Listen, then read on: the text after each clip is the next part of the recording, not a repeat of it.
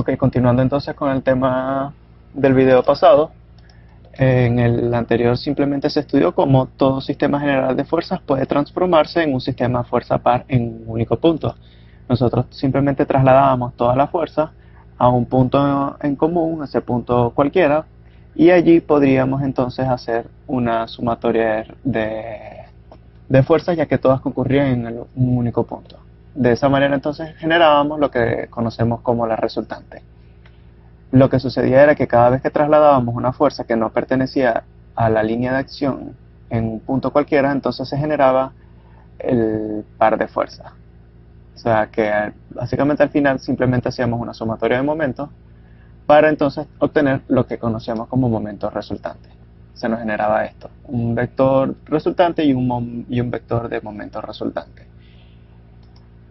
Asimismo, se determinó entonces la mínima expresión por la que una vez se podía reemplazar dicho sistema dependía de si el ángulo formado entre la resultante y el momento resultante era perpendicular o no era perpendicular. Entonces necesitábamos saber el valor de este ángulo para saber si entre el vector resultante y el momento resultante entonces existía o no 90 grados. Existen situaciones particulares del sistema de fuerzas original en los cuales es posible predecir que el correspondiente sistema fuerza par de resultante y momento resultante va a quedar perpendicular. ¿Okay? Estos casos se conocen como los sistemas de fuerzas concurrentes. Básicamente, si tenemos todas las fuerzas que concurren en un único punto, entonces al hacer sumatorias de fuerza obtendríamos la resultante, y al trasladar esa resultante a otro punto cualquiera, entonces obteníamos lo que conocemos como el momento resultante. Y básicamente entre ellos dos sería perpendicular.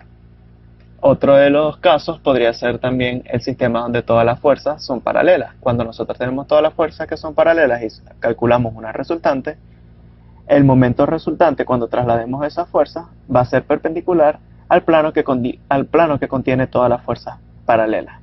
Y lo mismo sucede también en las fuerzas coplanares. Una fuerza coplanar se conoce como fuerza donde pertenece a un mismo plano toda la fuerza. Y se generaría entonces un momento que es perpendicular y sale del plano que contiene las fuerzas coplanares. Para este caso, en este ejemplo del día de hoy vamos a estudiar los sistemas de fuerzas coplanares. Se denomina un sistema de fuerza coplanar aquel conjunto de fuerzas que están todas contenidas en el mismo plano, tal y como se indica en esta figura. En esta figura podemos observar que todas las fuerzas ya están inclinadas, van en distintas direcciones, distintos sentidos, pero todas pertenecen al plano XY, asumiendo que estamos trabajando en este caso en el plano XY. Es decir, que si yo descompongo todas las fuerzas con respecto al eje X y el respecto al eje Y, entonces yo podría tener distintas componentes. En este caso se procede a mover todas las fuerzas a un único punto donde todas sean concurrentes, y como consecuencia se generarán pares perpendiculares de dichas fuerzas. Posteriormente se suman todas las fuerzas y los momentos, formando así un sistema fuerza par. Entonces tendríamos que seleccionar cuál vendría siendo el punto en común en donde nosotros más nos convendría trasladar todas las fuerzas para obtener entonces cuál sería el sistema fuerza par de. Haríamos entonces las respectivas sumatorias de fuerzas y sumatorias de momentos. Dado que las fuerzas están todas contenidas en un mismo plano, la fuerza resultante también quedará comprendida en este mismo plano. Y al determinar el par de cada fuerza quedará perpendicular a dicha fuerza. Entonces el momento resultante, si estamos hablando de que estamos en el sistema XY, entonces va a tener la dirección de Z. Estaría saliendo del plano perpendicularmente. Entonces básicamente es como si estuviera saliendo de la pantalla de las computadoras. Vamos a hacer entonces una aplicación de lo que vendría siendo un sistema de fuerza coplanares. Como pueden observar, aquí tenemos un plano, una placa en este caso, y esta placa está contenida en el plano, vamos a suponer, XY, es decir, que todas las fuerzas pertenecen en el sentido de XY. Para este ejercicio nos dice determinar la resultante de todas las fuerzas que actúan sobre la placa, ubicar los puntos de cortes de línea de acción de la resultante con cada borde de la placa. Entonces básicamente nosotros vamos a determinar la resultante, pero para poder determinar la resultante necesitamos ubicarlas todas en un mismo punto, es decir, convertir todo este sistema a un sistema de fuerzas concurrentes. El punto donde nosotros queramos hacer es independientemente de donde lo hagamos. Yo les recomiendo es trasladar toda la fuerza al punto donde haya mayor número de fuerzas que concurran. Por ejemplo, si yo traslado todas las fuerzas a este punto, la única fuerza que concurre a este punto sería ella misma, ya que recuerden que todas las fuerzas tienen una línea de acción. Entonces la línea de acción de esta fuerza sería esta que está acá. Sin embargo, si yo considero este punto como punto para trasladar todas las demás fuerzas, entonces eliminaría las dos componentes, tanto X y Y de esta misma fuerza, como esta otra fuerza que está acá, porque la línea de acción de esta fuerza pertenece a acá, como les estoy señalando. Es decir, que cuando yo esté haciendo momentos, recuerden que cuando yo traslado las fuerzas a un punto diferente, tengo que hacer momentos, la única fuerza que actuaría realmente sería esta, porque es la única que no corta el eje Z que estaría saliendo a partir de esta pantalla. Sin embargo, ya más adelante vamos a ver cómo sería eso. Como primera instancia, yo les recomiendo descomponer todas las fuerzas que estén inclinadas. En este caso solamente tengo una fuerza que está inclinada, que es la de 650 newtons. Entonces yo simplemente calcularía este ángulo que estaría aquí con respecto a la horizontal. Sería cateto opuesto, el arco tangente del cateto opuesto, que es 12, entre el cateto adyacente, que sería 5. Me daría el valor de alfa de 67,38. Simplemente multiplicaríamos, recuerden de física, multiplicar el vector en la magnitud, que sería 650, por el coseno del ángulo. Entonces me generaría la fuerza horizontal. Con respecto a la vertical sería 650 por el seno del ángulo. En este caso entonces se me generarían estas dos componentes que les estoy indicando acá. 250 para la izquierda newtons y 600 newtons hacia abajo. Tiene que seguir el mismo sentido de la fuerza, ¿okay? Para calcular entonces la resultante, yo les dije que necesitábamos trasladar las fuerzas a un mismo punto. Vamos a asumir entonces que las vamos a trasladar todas para el nodo G. Entonces en el nodo G, cuando ya estén todas trasladadas allí, las podría sumar componente a componente. Es decir, todas las del sentido en X se sumarían y todas las del sentido en Y se sumarían. Recuerden que la resultante es un vector, entonces se tiene que sumar componentes por componente. Considerando eso entonces, aquí podemos observar que en el sentido de X, que vendría siendo el sentido Y, solamente tengo las fuerzas de 500 y la fuerza de 250. Y ambas van hacia la izquierda, es decir, que van en sentido negativo. Entonces sería menos 500 y menos 250. Con respecto al sentido en Y, que lo denotamos como J, entonces tendría esta fuerza que va en sentido vertical y esta otra fuerza que va en sentido vertical. Y ambas también irían en sentido negativo porque van hacia abajo, que es el sentido contrario del eje Y positivo. De esta manera entonces tendría la resultante un valor en el sentido en X y otro valor en el sentido en J. Ambos en este caso negativos, y escribimos respectivamente las unidades de la resultante, que serían newtons. Para determinar el momento, recuerden que cuando se traslada la fuerza, se generaría entonces un momento resultante. Resulta que acontece que esta fuerza de 500 no se traslada porque ya la corta y no le genera momento. Estas otras dos componentes que acabamos de descomponer tampoco le van a hacer momento porque estarían cortando el eje. Recuerden que el eje está ubicado aquí y estaría saliendo de la pantalla. Entonces ahora simplemente tendríamos que determinar qué otras fuerzas sí le generarían momentos con respecto al nodo G. Entonces en este caso la única fuerza que le generaría momento sería esta, ya que no la corta. Por mucho que yo la traslade, recuerden que la línea de acción sería esta, nunca voy a cortar el nodo G. Entonces aplicaríamos la reglita de la mano derecha, colocaríamos nuestras manitos y entonces recuerden que la punta de los dedos representaría la flecha y con la palma tienen que ver hacia dónde está el eje. El eje estaría ubicado en este sentido, se trasladan y cerrarían la mano. En este caso quedaría como momento positivo, entonces sería positivo, porque el pulgar quedaría saliendo de la pantalla, el valor de la fuerza, que sería 750, por la distancia que recorre desde el nodo C hasta donde yo la estoy trasladando. Recuerden que la están trasladando en esta dirección, es decir, que sería la distancia perpendicular, que en este caso sería 0.6 más 0.6, que sería 0.12.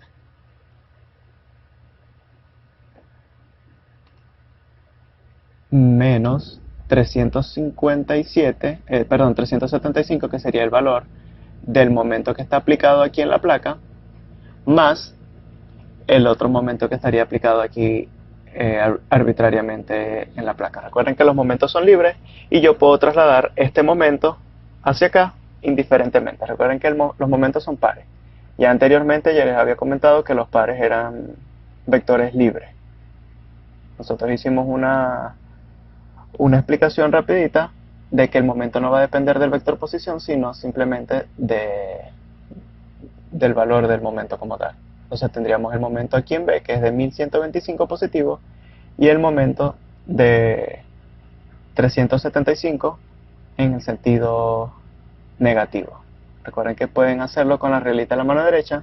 Si les queda el pulgar saliendo de la pantalla, entonces sería positivo, y si sería el pulgar que les queda hacia adentro, entonces sería negativo. O si las flechas apuntan con respecto a las agujas del reloj que van en el mismo sentido, entonces sería negativo. Si van en el sentido contrario de las agujas del reloj, como estaría aquí en este caso, las flechitas, entonces sería momento positivo. Ahora simplemente tendríamos que indicar cuál sería la dirección del momento. En este caso sería K, porque recuerden que todas las fuerzas pertenecen al sistema XY, entonces el vector del momento resultante tiene que estar perpendicular al plano que contiene toda la fuerza. Entonces el único plano que es perpendicular al plano que contiene esta fuerza sería el plano Z. De todas formas, cuando podemos observar si la fuerza es vertical, va en el sentido y la distancia es horizontal, es decir, que va en el sentido X, entonces sería la resultante en el sentido Z, que sería acá. Obtenemos entonces, sumamos cada una de las componentes, todas pertenecen al eje Z, entonces quedaría 1650 newtons por metros. Ahora simplemente tendríamos que determinar cuál es la ubicación de las resultantes. Ya conocemos el momento resultante, conocemos además la resultante. Entonces, como valor de magnitud del momento resultante sería 1650 en sentido K, por el vector posición, que el vector posición no lo conocemos, ya que eso es lo que nosotros queremos saber, dónde está ubicada esa resultante con respecto al punto que acabamos de hacer momento, que en este caso sería G. Entonces simplemente yo le colocaría como incógnitas una distancia X que no conozco, que va en Y, una distancia Y que va en J, y una distancia en Z, que en este caso tampoco conozco, iría en K. Recuerden que esto es un producto cruz, el vector resultante, que ese ya lo teníamos por acá. En este caso, como estamos trabajando en sistemas coplanares, entonces el valor de Z no lo voy a considerar como vector posición, porque simplemente yo nada más puedo considerar en el plano X y Y vector posición con respecto al plano X y Y. Eso siempre sucede en los casos de fuerzas coplanares. Ok, entonces como aquí estamos haciendo producto cruz, vamos a